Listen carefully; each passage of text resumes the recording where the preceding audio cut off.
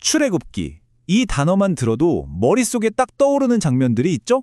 노예들의 대탈출, 바다가 쫙 갈라지는 엄청난 기적 같은 거요. 근데요, 이 이야기는 그냥 단순한 탈출 이야기가 아니에요. 사실 그보다 훨씬 더 깊은 이야기가 숨어 있습니다.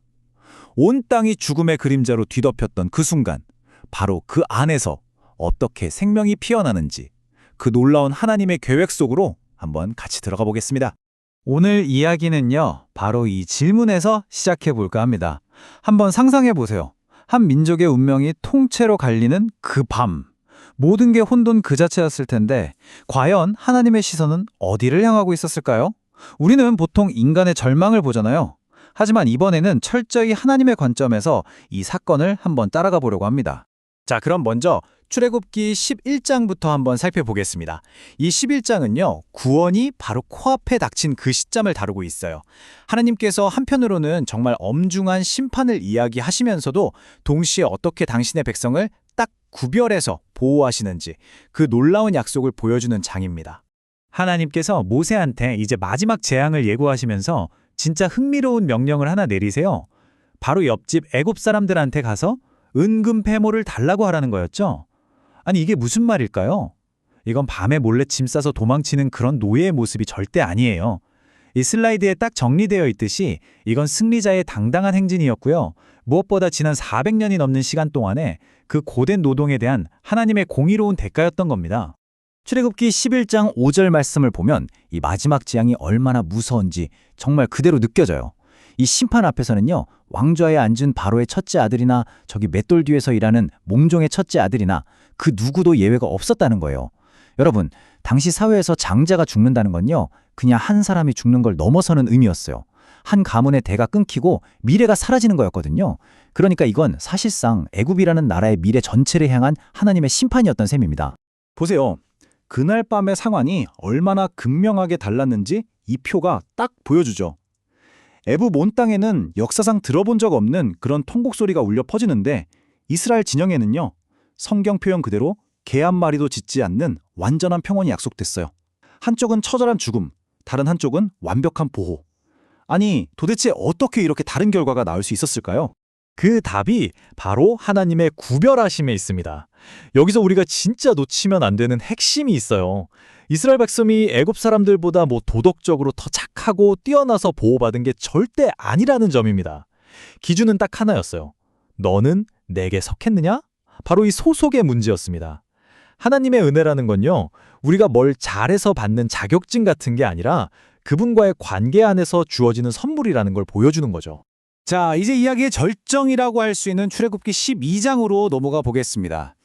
피할 수 없는 심판 앞에서 하나님께서 어떻게 생명으로 가는 길을 열어주셨는지 그 구체적인 방법을 지금부터 함께 살펴보시죠.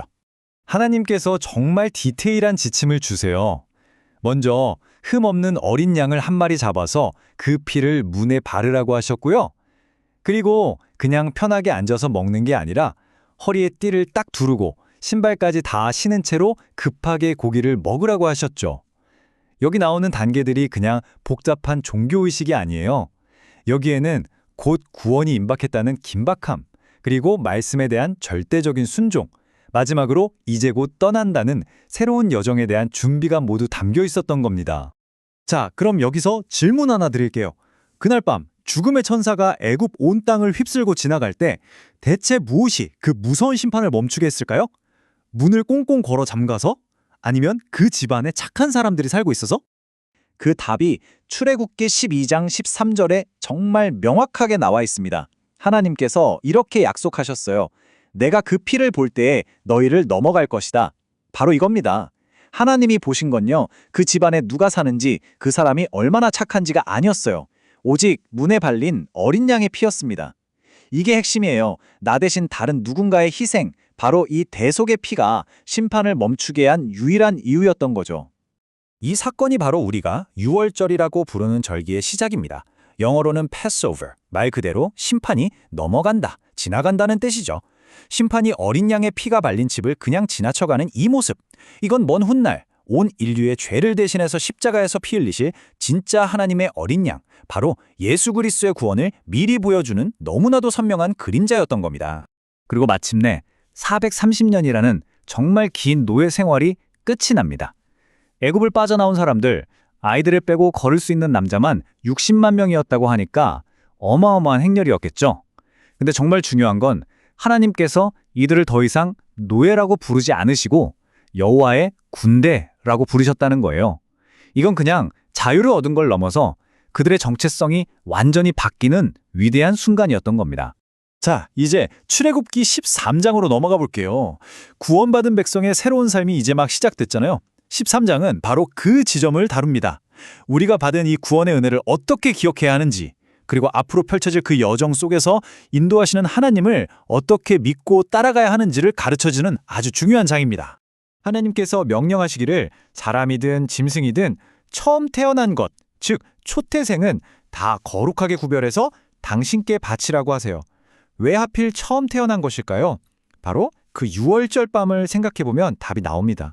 애굽의 모든 처음 난 것들이 죽을 때 이스라엘의 처음 난 것들은 어린 양의 피 덕분에 살아남았잖아요.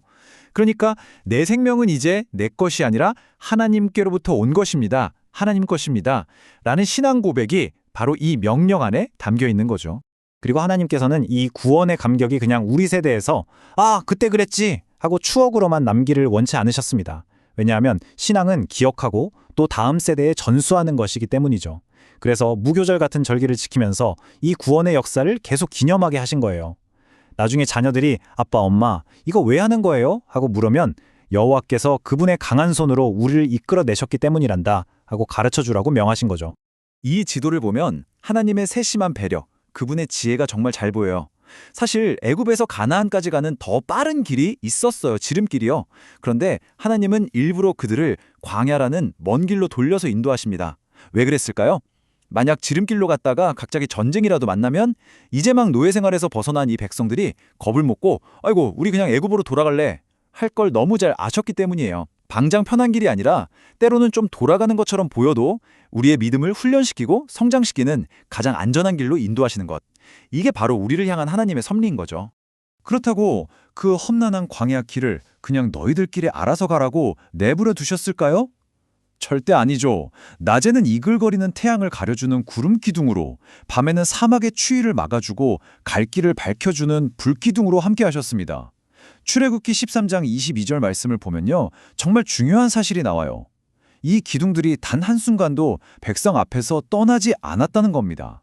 이건 구원해줬으니 이제 끝이 아니라 최종 목적지인 약속의 땅까지 내가 너희와 반드시 함께 가겠다는 하나님의 임재, 그 가장 확실한 증거였습니다.